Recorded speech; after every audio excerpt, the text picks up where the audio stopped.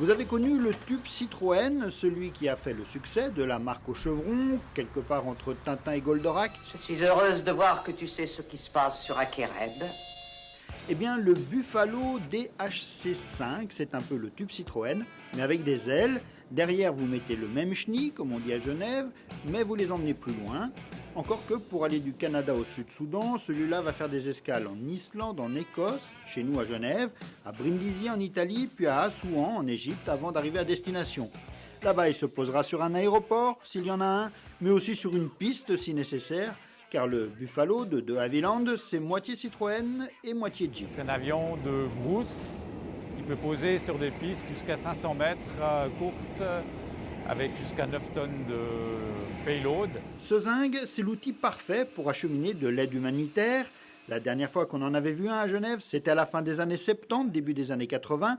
C'est à peu près la date à laquelle on a fabriqué ce modèle-là, qui vole donc encore, et qui se prête à merveille à ce type d'opération. Ces avions nous permettent d'acheminer l'aide dans un pays qui est immense, qui a la superficie de la France, qui a quelques kilomètres de route asphaltée autour de la capitale Djouba. Autrement, c'est de la piste. Il y a ce que l'avion apporte sur place, mais aussi les livraisons qu'il va pouvoir effectuer localement. Parfois, les matériels et les rations de nourriture sont même parachutés sur les villages. Grâce au Buffalo, le CICR distribue jusqu'à 980 000 rations de nourriture chaque mois aux personnes dans le besoin.